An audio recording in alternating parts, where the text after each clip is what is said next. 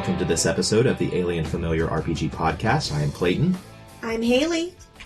I'm KD. And before we get started, I just want to let you all know that you can find show notes and more at alienfamiliar.com.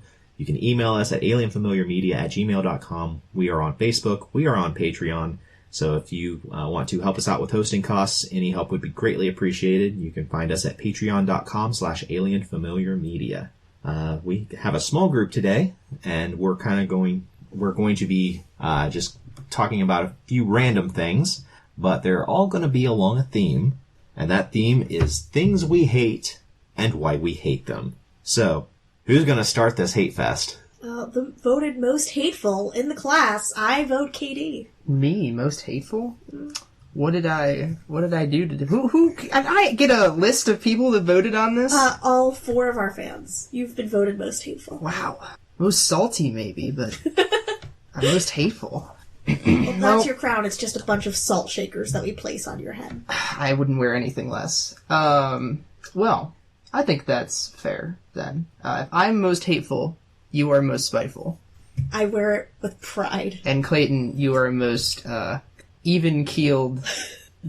Well, I tried. Anyway, so something that I dislike, we'll start with a mechanical thing, is damage in World of Darkness. Because when you really think about it, what the fuck is going on? You have 3 different types of damage. You have bashing damage, lethal damage, and aggravated damage. And they all interact with each other in a just weird, it's like a fuck cake. You have bashing damage is like the shitty top layer, lethal damage is like the kind of crusty, poorly baked interior, and then the bottom layer that just no one wants to touch is aggravated damage. And it's just all slapped on there, and the GM barely knows what he's doing, he or she's doing. Players sure as fuck don't know what they're doing. And so the entire time, at least with my experience when we're running World of Darkness, it kind of goes something like this. Okay, Brady, you take 4 bashing damage as this vampire punches you in the face. Okay. And he goes, wait a minute, but I got shot 2 minutes earlier. I'm like, yes, you did. And he's just like, so how does that work? And I go, you're real hurt. You're real hurt. It hurts a lot. He's like, it does. I'm like, yeah. That damage there goes up into those boxes. He's like, yep. And I go, and then I think that damage goes there. And he's like, are you sure? And I'm like, yeah. Yeah, I am. And then someone just walks in the room and sets him on fire. And I'm like, oh no! Now you've taken aggravated damage, which is just the worst damage you could take. And he's like, so how does it interact with any of the other 2? And I'm like, well, I'm pretty sure, once you just fill up on ag, you're dead. So you're just dead. And he goes, okay. And that is the story of how Brady Cronin died in World of Darkness. No, that's as close as you can get to a true story. But my point being, the damage in New World of Darkness is just so kind of mind-bogglingly bizarre to me. And I'm sure that there are people out there who are like, God, I love World of Darkness damage. I just want to clarify that it's not just New World of Darkness. This has been their system of doing damage from the get-go, and it is in Vampire 5. Oh, good, it keeps going. Yeah. Perfect. In every single book, they devote more word and page space to how you physically track on your character sheet the damage that you are receiving than they spend in describing what the different types of damage are. It's such a shame because World of Darkness is probably, I think, my favorite role-playing system. New World of Darkness, at least. And it's just such a goddamn shame that an integral part of the system, combat and damage, is so weird. It's the only part of the book where they have graphics, a sequence of graphics to describe the thing that they're trying to show you the thing that they're trying to describe, and it still doesn't convey it accurately. Yeah. I think it's a smart idea to have different types of damage, but just the fact that it's so confusing, aggravated and lethal, I feel like lethal should be the most, because lethal means deadly. So I always get confused with that every single time I play World of Darkness. And I feel like it's good in concept, but it's just so convoluted that it really just feels like you're damaging yourself. Well, it is, and we talked about this a little bit before, but it is an entryway barrier. Mm-hmm. trying to teach, because for a while in the groups that I used to run with, still kind of do, I was the person that had the World of Darkness experience and no one else did. And so it would be up to me to try to teach people how to play. And I had so many people who loved, the attribute system, they loved the skill system, they loved merits, they loved the setting.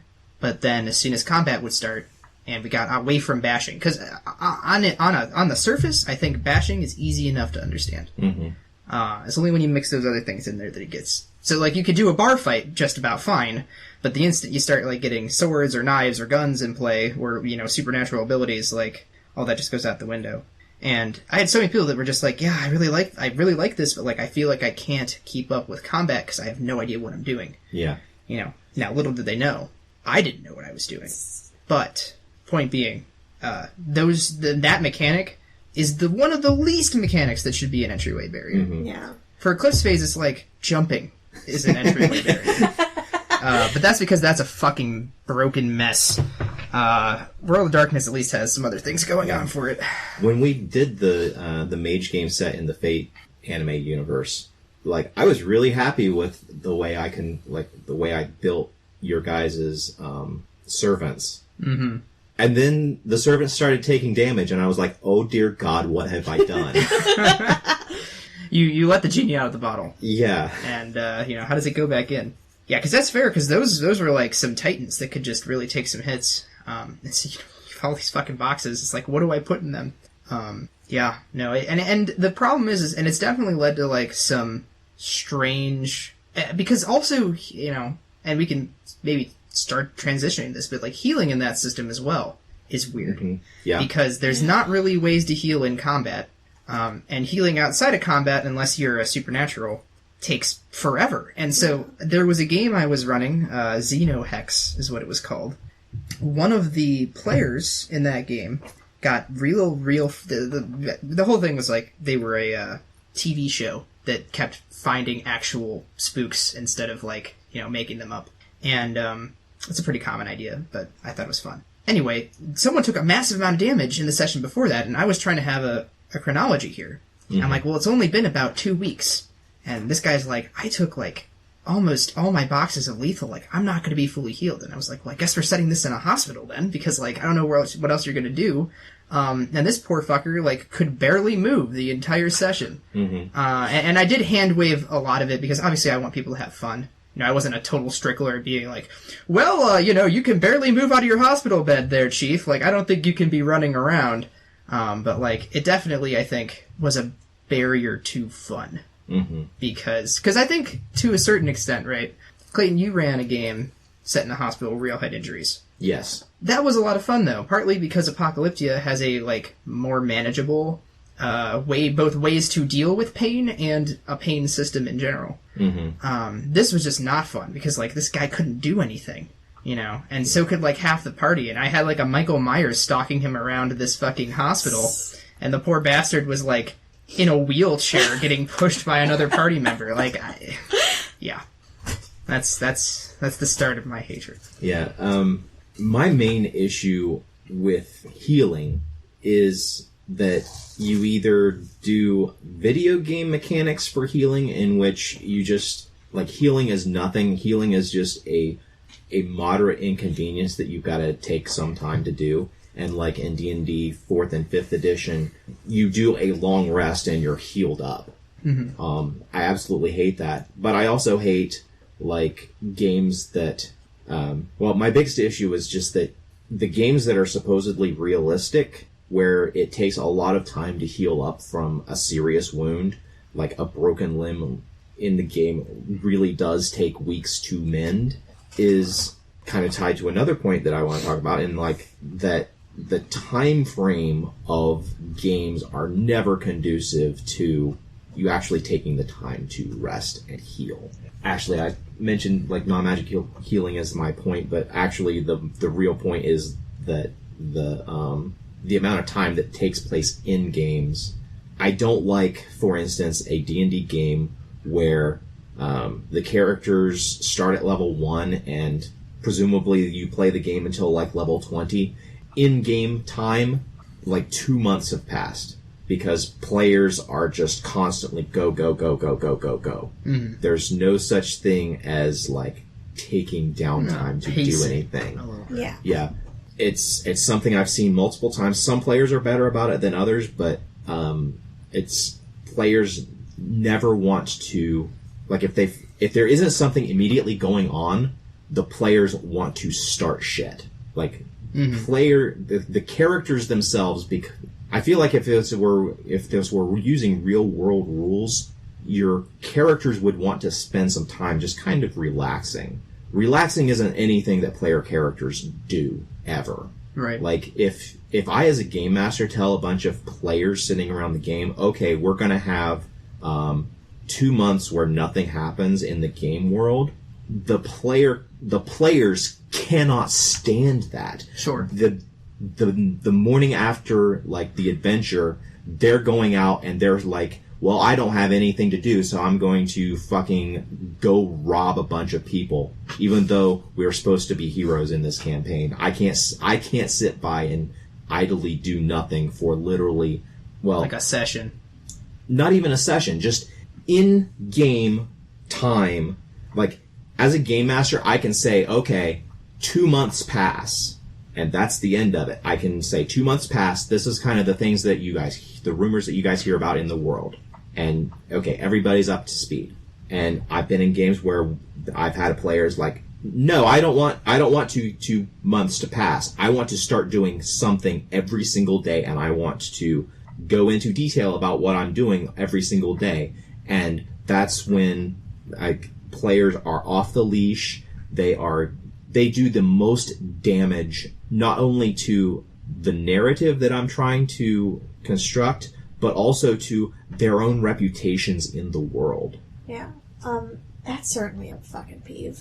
One of the things that I hate about time in games is that it sometimes feel like time will go by, yet nothing changes. Like, for example, you say 2 months pass in your game. There's still 2 months of, like, character development, downtime, things that you can do, and we'll snap in, it's 2 months later, and we're still the same fucking people having the same petty squabbles between being a paladin and a rogue.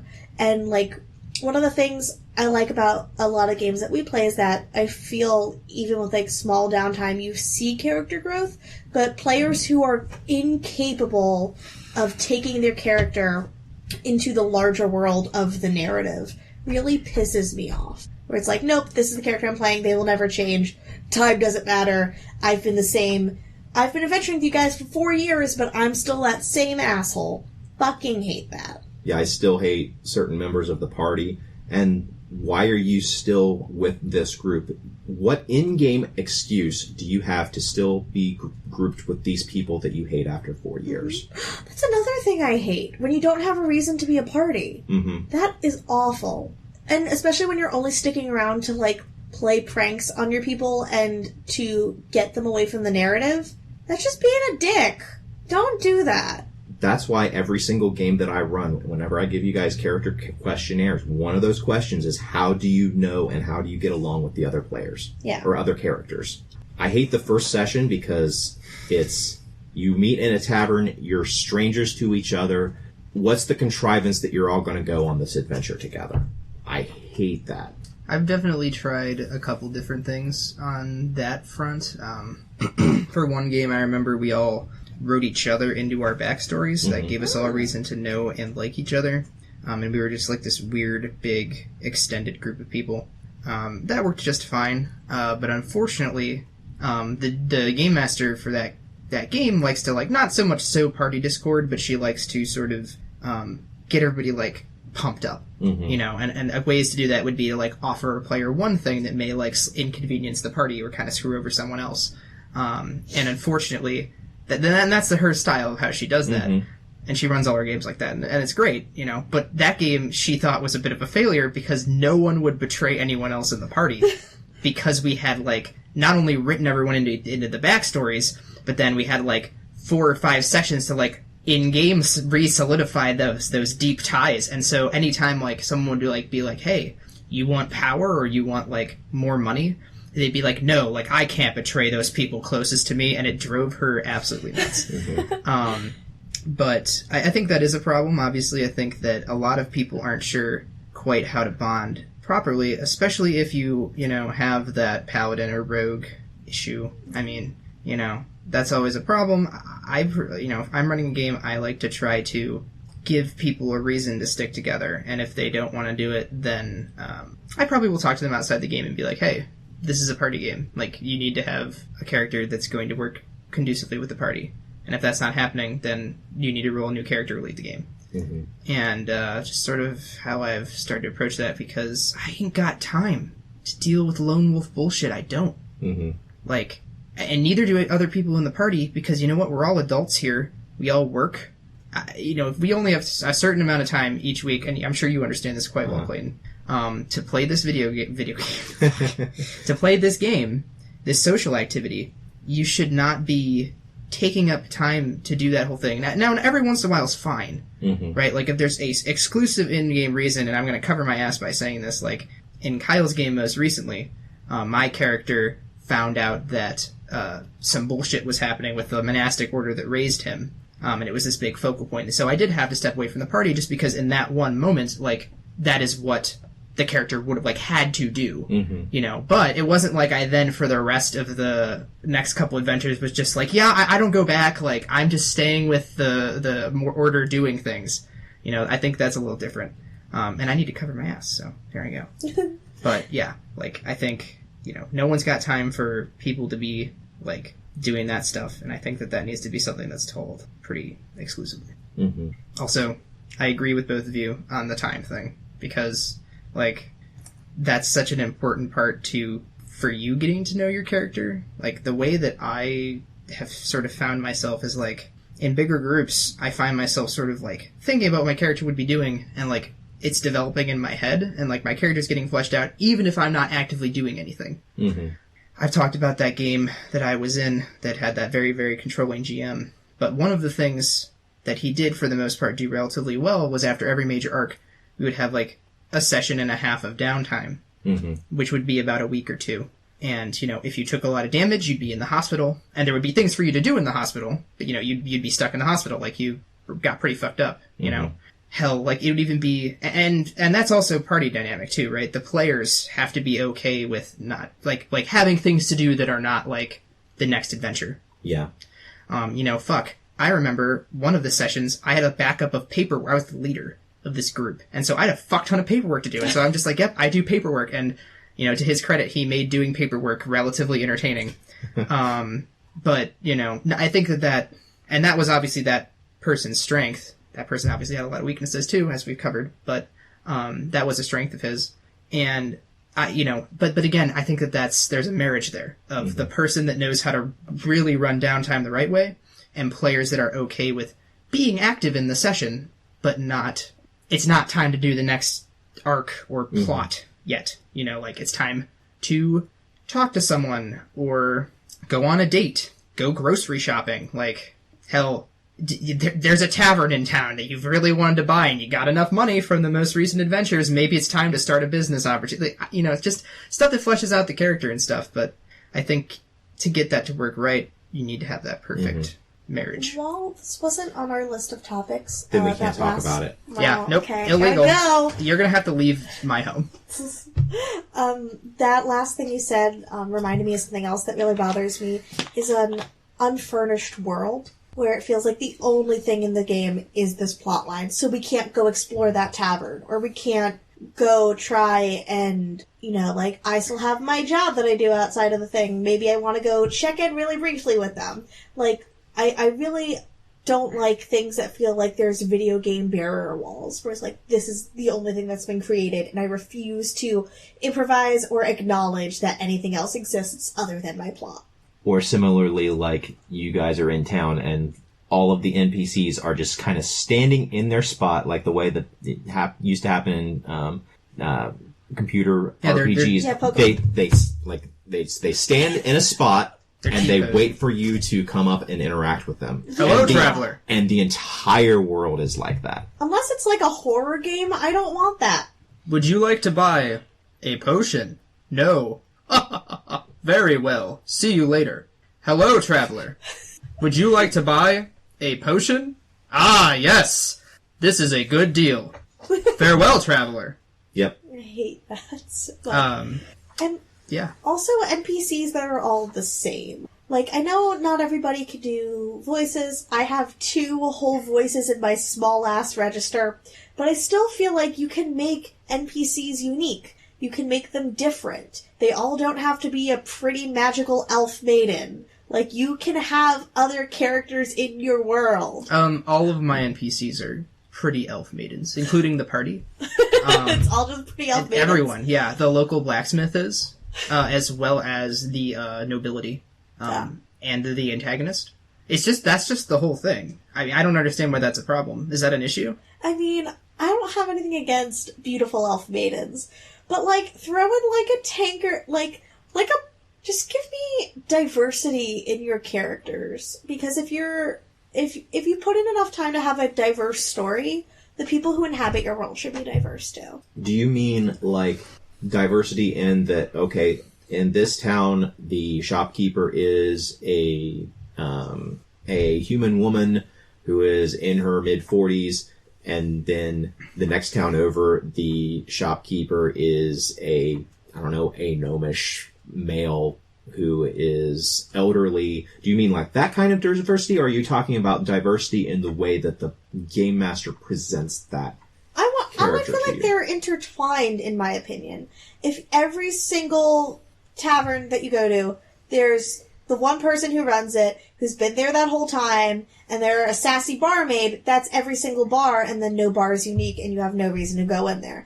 But let's say this bard is only run by angry dragonborns, and if you can't breathe fire, you can't get in, or just, like, something that makes that character different than every single NPC. Now, like, it doesn't take too much to be like, yeah, this is a gnome, he'll try to sell you something, but you have to rhyme. Or just like, I don't know, that feels like that's a dumb example, but just, not every character has to be Officer Jenny and Nurse Joy. The same 2 characters that will help you on your journey. But, now this is just nitpicking your example, but why would the GM include... I get what you're saying, in theory, but why would they include something like that Dragonborn bar if possibly there's no one that could get into it? Because in that case, then it's just window dressing.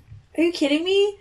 If I made that, I'd be like, oh shit, now I definitely want to get in there. And I'm going to use my disguise kit, or I'm going to use my fucking thaumaturgy spell to make it look like I breathe fire, or I'm going to, like, do something like a really great performance check with a fucking candle and blow on it. Okay. Just something. So, like, you're saying you would be interested enough then to want to go in there. It's a challenge. I must defeat it.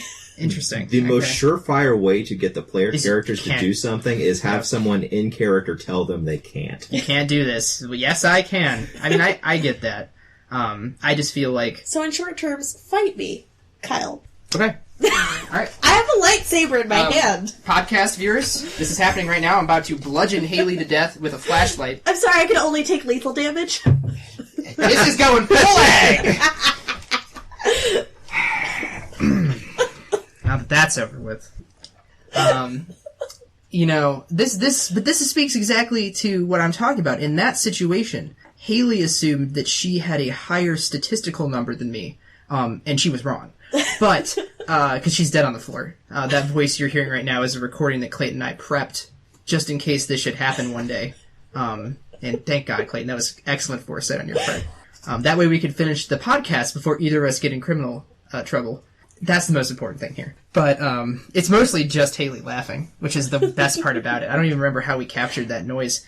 But, I really hate when a player will decide that, like, another person's opinion or view on something is just entirely invalid because, I can punch you enough until you agree to this. Or even as a slight variation of that, well, you want to get into the castle this way, but I have the higher charisma. I guarantee you we could talk our way past the guards even if you don't want to. And that second one I think is a little more reasonable, maybe. There's definitely wiggle room on it. But the first one is just like, come on.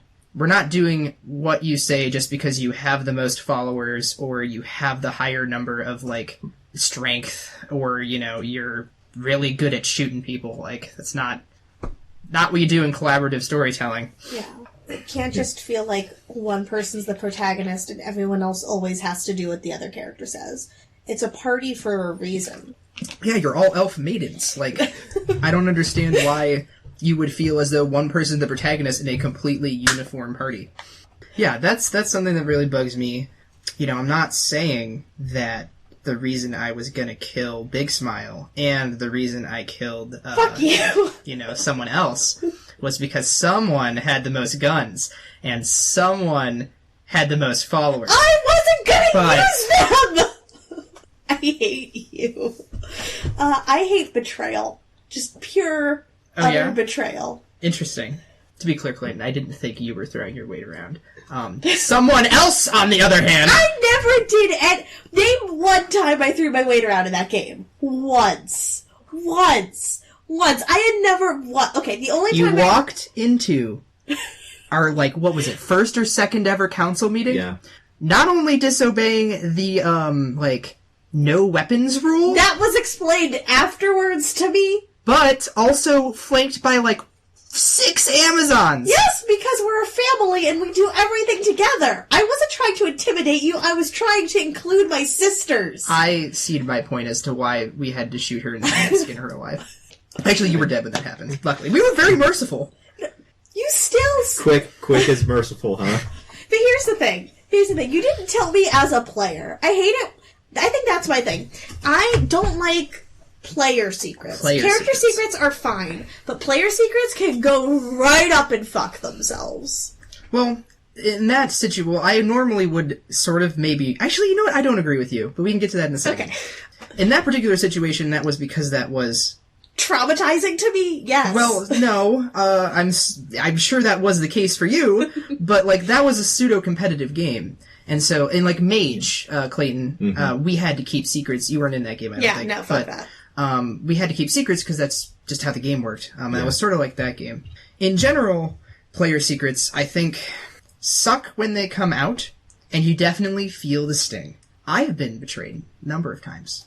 My delightful partner, who is not here, has betrayed me in almost every single game we've been in. And she's not here. So I'm sorry you can't defend yourself, you know. But that's just what's happening. But even beyond that, like, player secrets I think can be fun because when they do come out, it's like, whoa! Like, what just happened?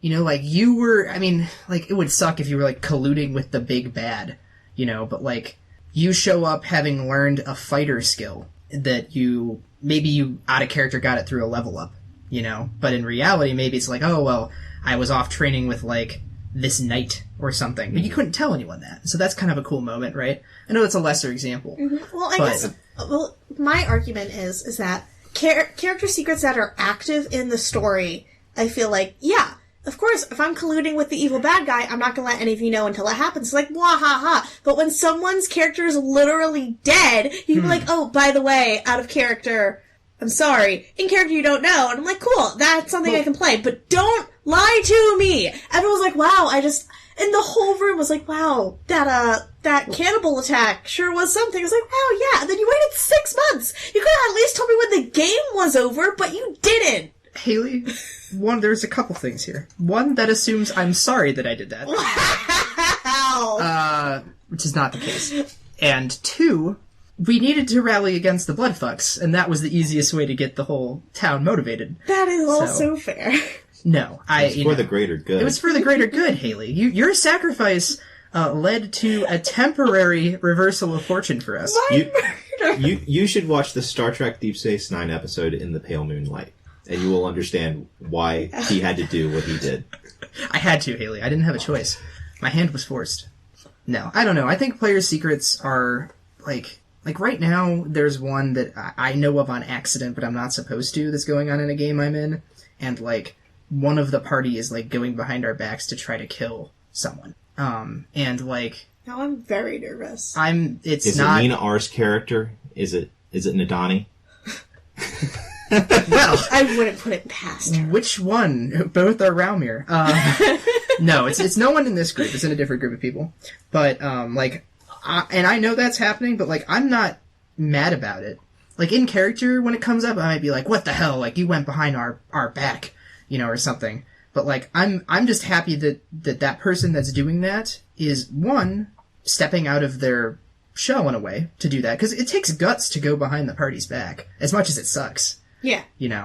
And two, like, it's going to be a really cool reveal, and in character is going to give everyone a lot of, like, stuff to work with going forward. Even when you died, you found some new growth and some new character Did I really grow from my second character? Well, that's on you, if you didn't. But, I tried. Like, I'm trying to think. In Mage, we had stuff that would come out, and that would be, like, huge reveals.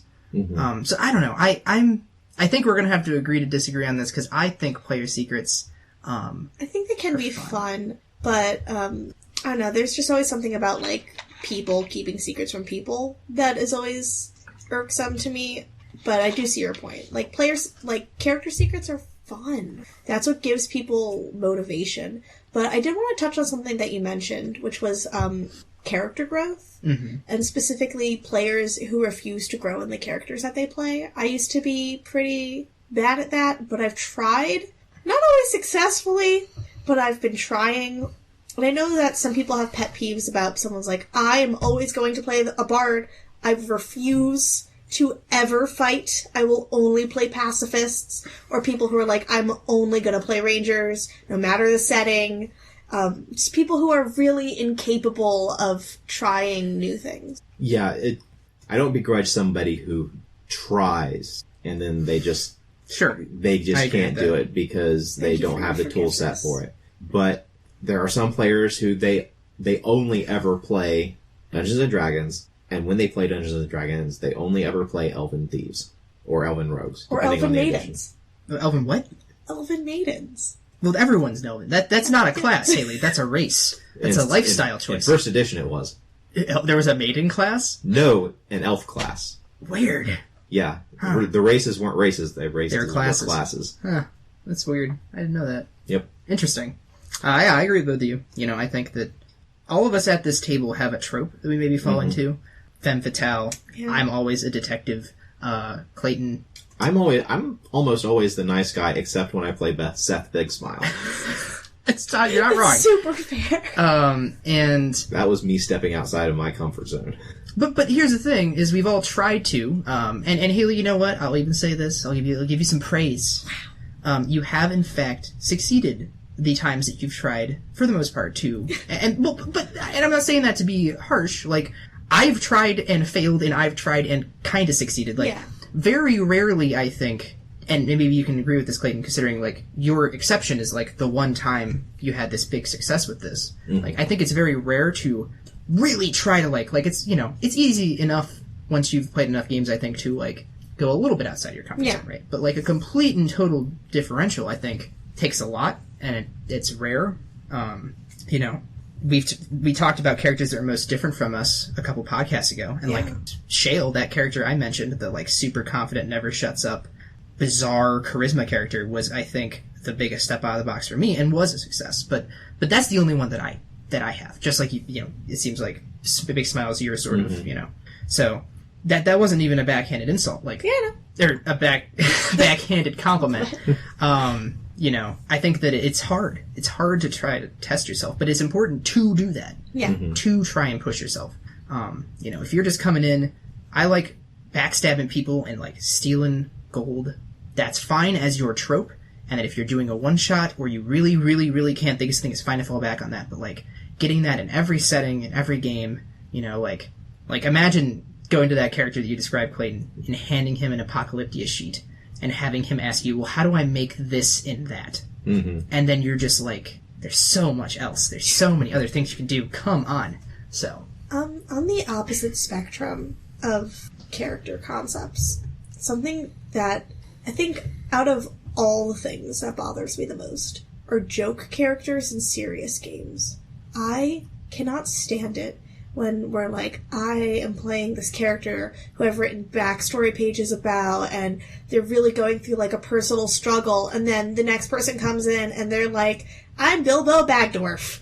I'm a hobbit and I collect shoes.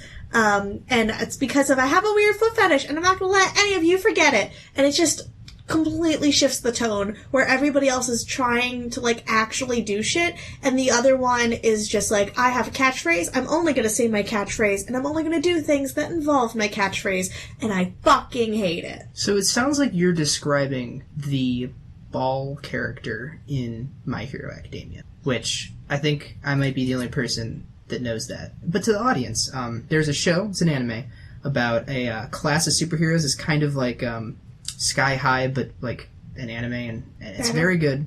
But anyway, everyone there is like super dedicated and like pretty serious about stuff. And then there's Mineta. Yes, there is just one character that is just a perv, and that's it. Mm-hmm. And I know that's like... And he's also cowardly. He's not a hero. He's only there because he wants to, like, touch Yo-Yo's boobs. And I'm like, stop! Leave my girl alone. And I know that's like a shitty anime trope, but that character, it's, I think, in my mind, sums up a joke character in a very serious campaign. Because, like, everyone else is like, oh my god, the stakes are so high. And then this guy's like, I want to go look in the girls' restroom. And you're like... Can you die? Yeah. Like, the school is falling apart around us, we're having, like, an extreme crisis, and all you're talking about is trying to, like, flirt with somebody else. Like, can you not? Can you not? And I think that there is a moment for comic relief and levity in both serious shows and in serious games. Mm-hmm. Even in horror games, you need those moments. Yeah. But it can't be your entire character. Sure. Yeah, you shouldn't be either because of your own choice or because the DM has sort of forced you in that direction. You shouldn't end up being a one-note joke character. Yeah.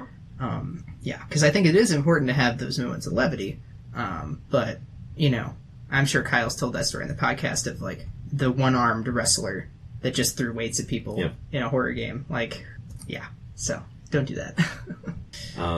I will never name a character Bob, either as a dungeon master or as a player, because I had, during the course of a couple of years, in 3 different groups I was with, I had a player who was different in each instance create a Bob character named Bob, who was the joke character of the group. Bob. Fucking Bob. It's a shame. Robert's a great regal name. I would accept Robert. Yeah, Start being called Bob. No.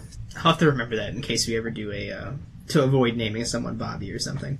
That's funny, though. No, Bobby is fine. It's Bob. All 3 of them were named Bob. And was it a fantasy game? One was a fantasy game. No, 2 of them were fantasy games, and one was a far future game. That almost, to me, strikes the note of someone that's not really there to play the game. Yeah. You know, like, I'm not even going to bother coming up with, like, even a, like, witty name for my joke character. Mm-hmm. Like, I'm just going to go with Bob to show, like, how little I care. You know, I don't know. Yeah. Yeah. In one instance, we were doing it was literally the first combat of the game, and I'm like describing like the visceral feel of how things are going, like how people are getting cut down, and like making it as brutal as I can. And then on Bob's turn, he's like, I fire an arrow, I make it bounce off of the helmet of my ally in order to then ricochet off this other enemy's axe, and then pierce into the goblin that we are fighting, or something very, very similar to that.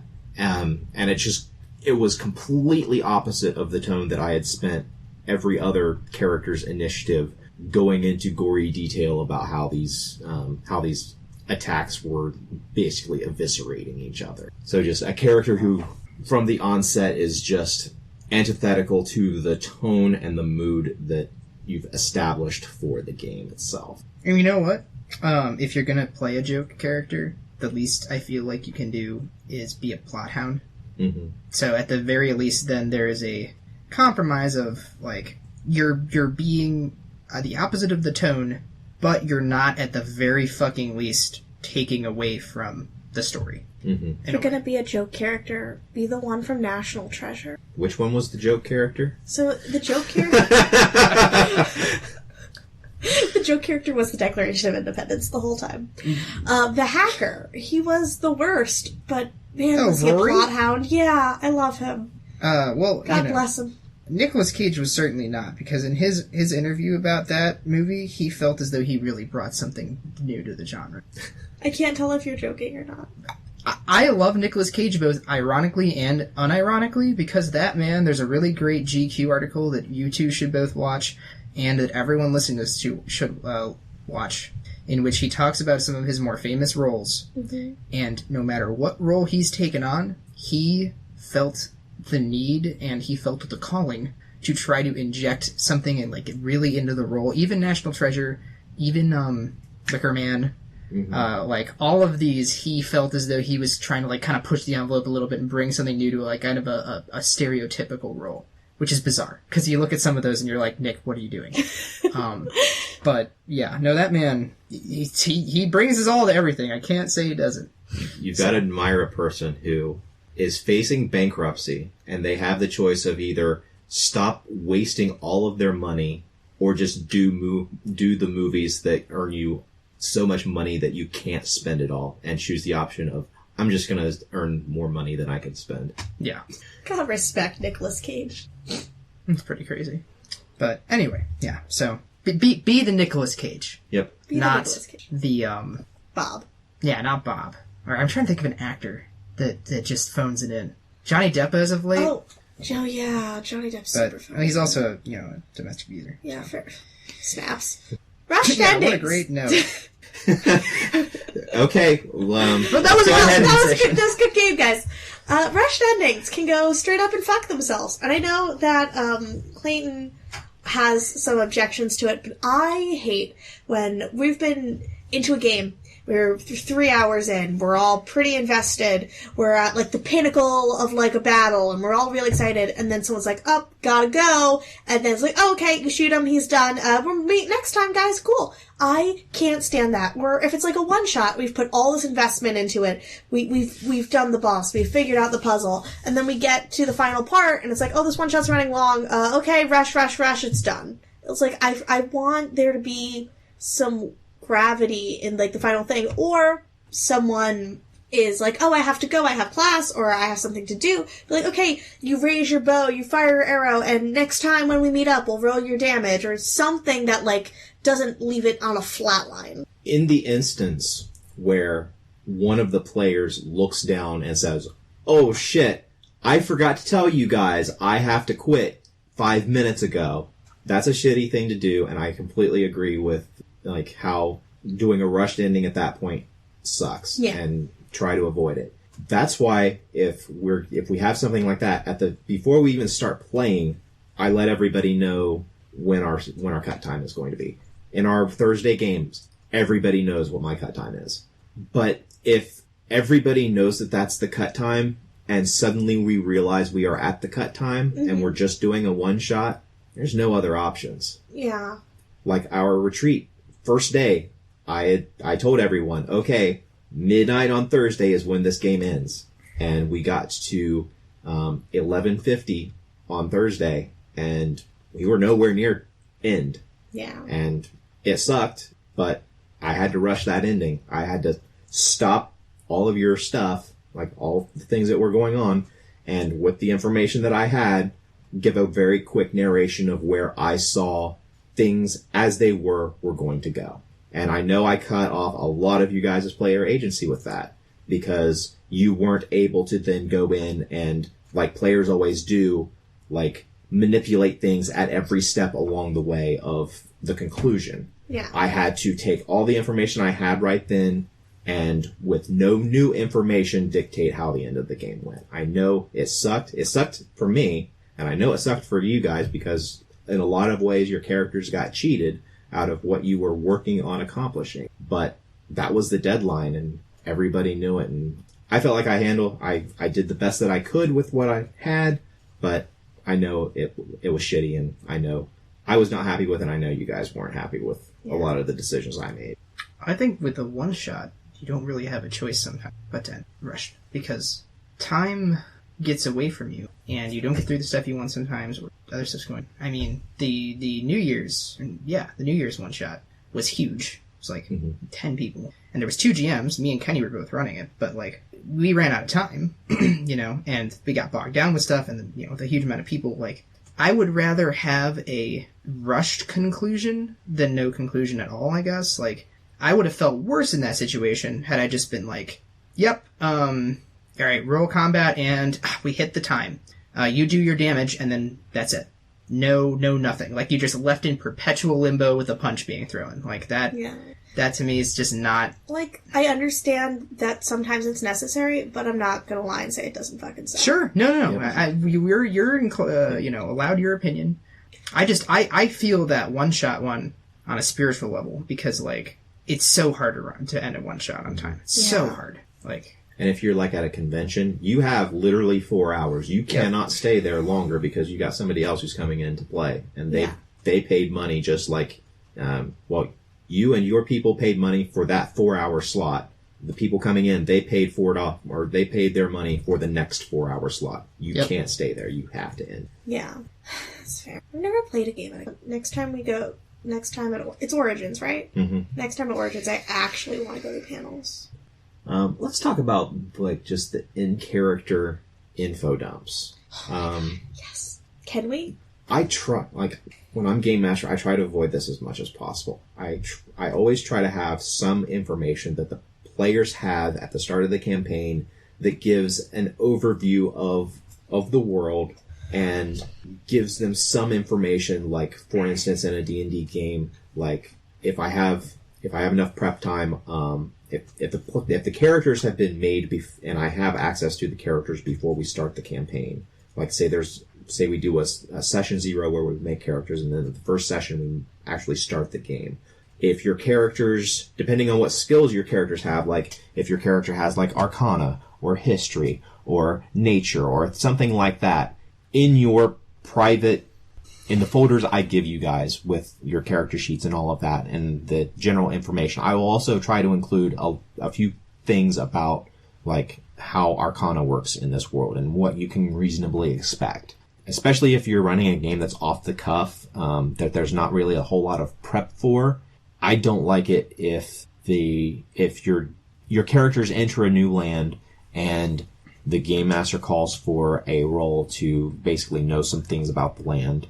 You make your roll, and then the game master spends however long just like telling you basically this history of the land for you to then in character regurgitate to the player characters. Yeah. I had that most recently in a game that I ran or am running, where one of the player characters was a townsperson. This whole game set in a town, and so he's like, "Can I roll knowledge local, like to see if I know anything about these goblins?" And I was like, "Sure." And he rolled really well. And I was like, this is something your character would know, like, intuitively, since you've been living in the town for, a decade. And I gave him the information, and he, deadpan, when I would pause, would, like, basically say what I just said to the rest of the party, wait for me to say the next bit, and then deadpan say that, too. And I was just like, okay, point proven. Like, yeah, I needed to convey that information better. So I think that's a tough one. But I can definitely get the dislike behind it, because it's hard to do. Yeah, or like, for example, in World of Darkness games, something that I've always liked is like, let's say you're hunting down a Bigfoot, and you're like, I want to do research on the area. Sure. Do your roll. And you have like a website you can pull up. It's like, there you go. That's it. So you can like actually interact with the information rather than just have that regurgitation back and forth. That always sucks because I feel like it takes away from game time, but it also breaks the veil of the game because it's so much of out-of-character information. Mm-hmm. It's a lot easier in modern games because you can, like, as the game master, you can say, okay, on your phone, look up the wiki for whatever thing we're talking about, and that's what your character knows. Or your character knows, like, the first 3 paragraphs of that wiki or something like that. Like, in the second campaign we did for our hunters that you were running, when we were like, this is, like, the wolf thing, you actually gave us, like, different types of myths and, like, websites, and I always fucking loved that. I don't know, just be more inventive with how you give us info. Or, like, have a pre-planned packet. That's always helpful. Yes, because then it is on your players to read it. Yeah. The game master is absolved of all responsibility. Absolutely. That is on the players that they did not read that 45-page document that I typed up of lore. I don't know what the fuck's wrong with them for not reading that and being held accountable for every minute detail. Yep. What a bunch of fucking losers. We're about 50 minutes. do we want to do a final question, or do we want to go into geek things? Because I have nothing as far as geek things. I have geek things, but they're mostly about me and Nina being cool. Well, you can tell. I watch movies, and that's about all I do for geek things, so. Haley, why don't you start us off and tell us about what cool thing you guys did recently and what you won. Me and my friends went to OhioCon here in lovely Columbus, Ohio. And my friend Nina and my other friend, who I don't know if they'd feel comfortable with me like sharing their info, we went, and me and my friend competed in the Cosplay Expo, which for people who aren't really big into cosplay, it's the biggest event at the con, where there's 2 categories. The first one is craftsmanship, where a panel of judges will come and interview you about your costume, how you made it, the mechanics, the details, your seams. And the other half is performance, where you just have to be cool. And me and my friend I entered both of them. Didn't get fucking shit in costumes, which was sad, because I thought I did really good. But the cosplays this year, man, were incredible. There was a girl who was a novice, a fucking novice. So, like, the way that it goes is, like, entryman, novice, journeyman, and master. And she was a novice who had a completely foam-crafted dragon scale armor from Warcraft, where each individual piece of foam was soldered, painted, and then glued on. And there had to be at least 1,000 of these little tiny scales that she individually made. It was, like, incredible. And this other girl had a transforming Cinderella dress who had 4 layers of tulle in her petticoat. It was so good. So I didn't stand a chance. But I did end up winning the Best in Show award for performance. I had this gigantic sequin Ursula gown that I made with puppeted tentacles, and I made this large scroll with hand calligraphy on it, and I made these puppets, which, if you've seen The Little Mermaid, Ursula has these 2 little henchmen, Flotsam and Jetsam, and I made them, their mouths move, and they blink, and they're gigantic. I think they're like around 3 feet each. And my friend and I performed Poor Unfortunate Souls, and I sang it live. And the judges said that it was the easiest award to give, and they had a unanimous vote for Best in Show. And Best in Show is, like, the top prize you can win. But in the skit category. In the skate category. Well, there's 2 Best in Shows. There's Best in Show for costumes and Best in Show in performance. And we won Best in Show in performance. And we won a trophy, a medal, certificate. I won $200. And then, like, a bag of cool shit that I'm still going through. I think I got, like, a free kimono and, like, a bunch of really cool little anime girls that I'm gonna give away, and some fingerless gloves. So I'm just really excited. This is my second time entering a contest, and it's also my second time winning. And it just feels really good to put in a lot of work with my friends and be recognized for it. And also, Nina, who isn't here, they did this amazing Yellow Diamond cosplay in, like, 2 weeks. And you can see pictures that Nina took of me, of my Jessica Rabbit, and my Ursula, and you can see pictures I took of Nina on our Instagrams. My Instagram is at BaeTheFae, that's B-A-E, the F-A-E, and Nina, I think, is Sapphire Shot Cosplay. Let me look up how to spell that. SAPPHIRESHOTS cosplay. And it's so freaking cool. And then also, if you want to see the video of the skit, I'm gonna send it to Clayton so he can put it in show notes. I will probably... Is it on YouTube? It is on YouTube. I'll just link it on YouTube. Thank you. Alright, time for Katie's Movie Corner. We're back. I watched some number of films since we last spoke, audience. Oh, that's how you turn it on! Star Wars.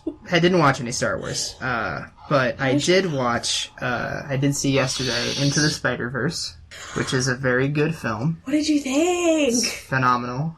I would just advise seeing it. I can't really say much else. Beyond that, I also finished the trilogy, the Godzilla trilogy that's on Netflix right now. And I was a little let down by that. Actually, the third film didn't really have the same vibe as the other 3, or the other 2. It's a trilogy. But I think that it has an Evangelion vibe. It's very psychological.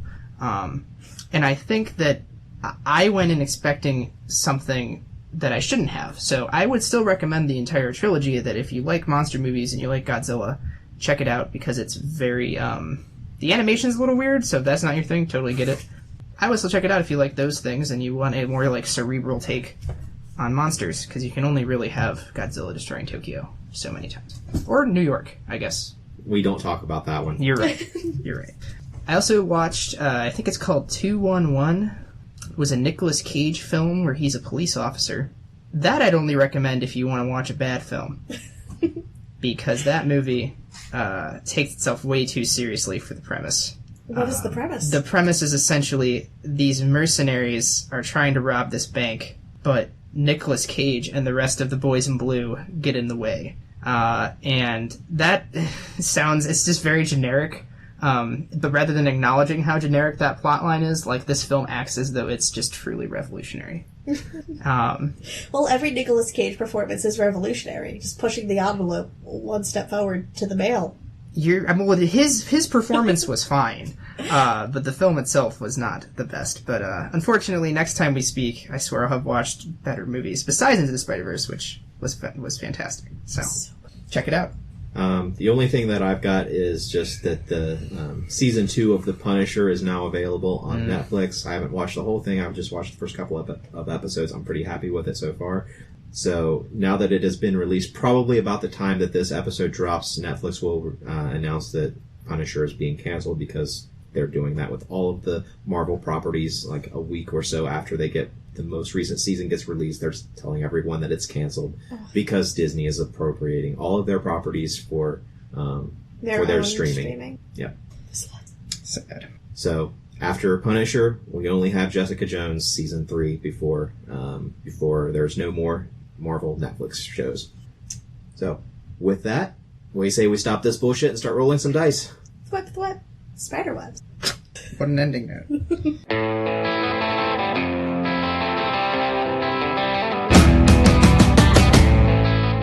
This has been a production of Alien Familiar Media. You can find past episodes and more at alienfamiliar.com. You can email us at alienfamiliarmedia@gmail.com. This production is protected under a Creative Commons non-commercial attribution, no derivatives license. Music for this episode is Suburban Outlaw by Forget the Whale and can be found at freemusicarchive.org.